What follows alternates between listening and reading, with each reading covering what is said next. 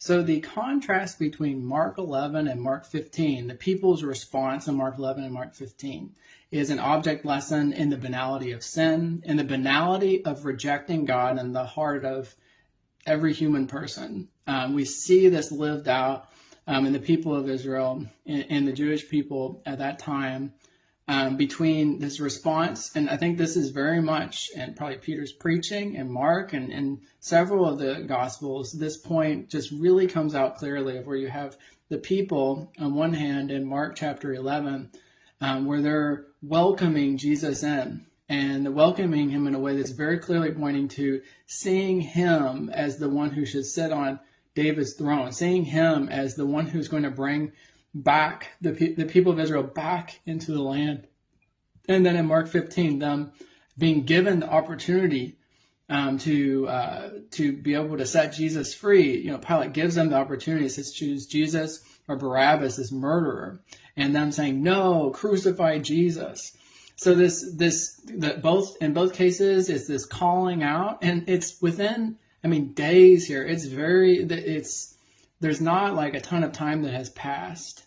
But on one hand, Mark 11, you have them saying, "Blessed is he who comes in the name of the Lord," which was a common greeting from the Feast of Tabernacles to people that were traveling from afar. You have them throwing these olive branches and their own clothes on the road, representing the olive branches representing that going back to the promised land, going back to the kingdom that God had promised them. That was the hope in the Old Testament. God was always having them look back to the Exodus.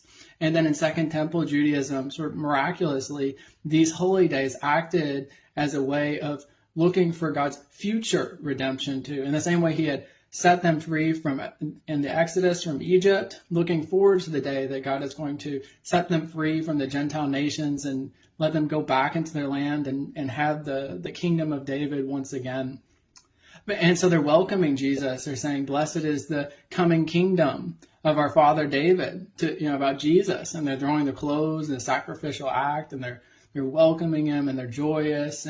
But then what happens that, within days, the Jewish people are now saying, "Crucify him," when they have the chance to rescue this man. And what happens is these unmet expectations. They have this expectation of who Jesus was. And he was supposed to be the Messiah who was coming in now, and he was going to push out Rome, and he was going to let them have the kingdom of David again. And that's who they wanted him to be. They saw these miracles, they saw the evidence, and because of the evidence they believed, but they only wanted to believe as long as they got what they expected of Jesus.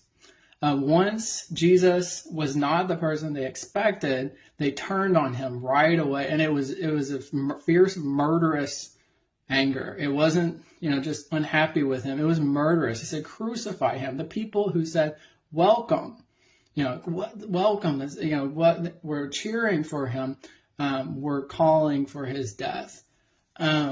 This sort of cognitive dissonance is not just something that's sort of in the Bible is theoretical. It's something that we need to think about and be wary of today, because one of the main reasons people fall away from the faith is because they come in with an expectation of who Jesus is, and then they find out the reality of who he is, and they leave. They find out the reality that this life is an abundant life we're invited into, but that abundant life is what Dallas Willard calls an abundant life of the Spirit. God is making us spirits like Jesus, and this takes suffering. It takes taking up our cross. It takes walking in the paths he walked. It takes taking a lot of the rejection he took.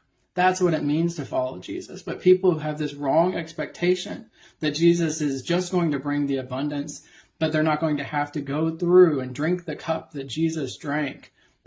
People fall away. They go from loving Jesus to being his enemy not very long after. And this is one reason the Bible is very much against this easy believism. There's some groups that say, well, all you need to do is believe. And they'll say, well, that's the simplest. If you cut down the gospel and find, the verses common denominator. Well, it always says believe, and some verses just say believe, so it must just be belief. And so this is the people who are against lordship, saying we're against lordship salvation. We're against anything that has to do with repentance because it just says believe in this verse and that verse, even though other verses say repent. But the difference here is that belief means something very specific. It means believe in Jesus, who he actually is. And the problem is that many people come to believe, and it's not really Jesus. It's a fake Jesus. It's on the left. A lot of times it's this hippie Jesus. It's really nice to everybody. Wants everybody to have a happy life. He doesn't understand why people are so mean to each other, and just wants everybody to hug and be kind to one another, and that's it. But that's not the biblical Jesus is going to be riding in and bringing judgment to the world. Everyone who hasn't believed, who hasn't repented of their sins, he's bringing judgment on them. He's going to be the judge. And there's many people he's going to say, I never knew you. And there's many people that didn't turn to him that he's going to say, I never knew you. That's the gospel message. He said, the way to salvation is small. Wide is the way to destruction. That's Jesus. And then you also have people on maybe the far right or so who take Jesus as the great system maker. He's the one who is going to bring a political system in, and we ought to have big families and big happy families, and all we need to do is kind of and institute these principles, and that's the Christian life. And those people too, if they're not following after Jesus and they're not going out and making disciples, they're not sharing the gospel, they're not loving their neighbor, then Jesus is going to tell them, I never knew you. You can't just take Jesus's principles and think that you are following him, that you're believing in him. That is not belief. And there's many people who are claiming to love Christendom. There's this movement back. And I'm really happy to see a revival. But in some ways, you see people on X or other things, and you see they're not coming after the Lord for the Lord. They're disenchanted with the culture, and they want a Jesus that's going to bring them this traditional kind of America. But there's no cross in it. And while I do believe that the reason America is a great nation is because we're founded on Christian principles. We're founded on a Christian morality. You can say a Judeo-Christian morality because it's in the Old and the New Testament. It's God's morality.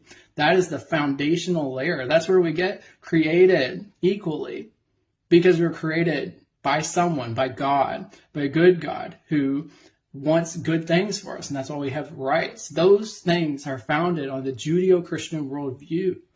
And so, yes, the Judeo-Christian worldview is the best foundation for a nation. And the United States is the greatest nation in the world right now. I really believe that. We're a great force for good, although we have a lot of difficult times ahead. There's a lot of strife and a lot of ugliness. And we saw that especially with the great Charlie Kirk, his death, that we see the depth of the division and the brokenness and the worldview issues that are going on. But just wanting this kind of, just wanting this Christendom is not following Jesus, is not turning to the Lord, has no power for salvation. There's nothing in it. There's nothing in it, because people will turn to that and they'll still hear, the Lord say, I never knew you. You can have a traditional family. You can live and promote, Christian values in a country, and you can still have the Lord say, I never knew you.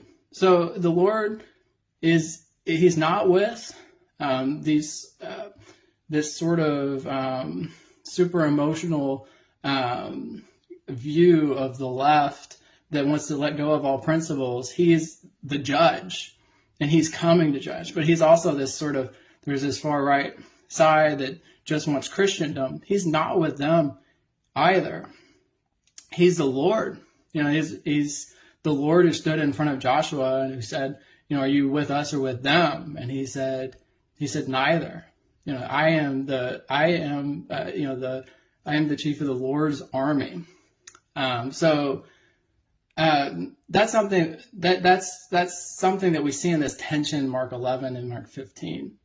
We see what happens when you put your expectation is of a fake Jesus, and you start to walk with Jesus that way. You put your belief in Jesus, you put your belief in a fake Jesus, and eventually you end up turning against Jesus. And whether you're talking, and that's the end of the road. You don't even have to get there in order to see that logically that is where it leads. And this is something that's so important to think about because it is a human tendency. Everybody does this in your spiritual growth life. Whether or not you're going to grow on or you're going to fall away, and people fall away, is really dependent on whether or not you're going to receive the true Jesus or not. This was the junction that John the Baptist came to when Jesus said that line. John the Baptist said, "Are you really the Christ?" He sent people to him before he died. And Jesus said, "Blessed is he." He said, "I'm opening the eyes of the blind, healing the deaf, setting the captives free. And blessed is he who is not offended by me." And really what Jesus was saying is, blessed are you if you are not so offended by the fact that I'm not what you expected, John. And that was super difficult for John when he came to this juncture because he was in prison and he was going to get his head cut off. And Jesus said, I'm not who you expect me to be. I'm not coming to do that right now. He will eventually come in glory. That wasn't his time for that. And he said, blessed are you if you are not offended by me, John. Even though you're in prison, you're about to lose your life. It was more key than anything for John at that moment that he was not offended by who Jesus really was. And that's the challenge. Are we offended by the real Jesus, the Jesus who gives us a cross? And because that's what he gives us, a cross. And yes, there's amazing power in the kingdom. I believe there's healing power, there's casting out demons power. There's amazing power in following Jesus, power from sin, to leave behind sin, to have great, spiritual strength and integrity, and to, have that victory over sin. But it comes with a cross. He gives us a cross and he says, follow me, really follow me. So that's the question. And that's the question that Mark is bringing up in this dynamic, and Peter is bringing up, is in between Mark 11 and Mark 15. Are we going to follow the real Jesus? Or are we going to become disenchanted by the fake Jesus that we so much want to believe?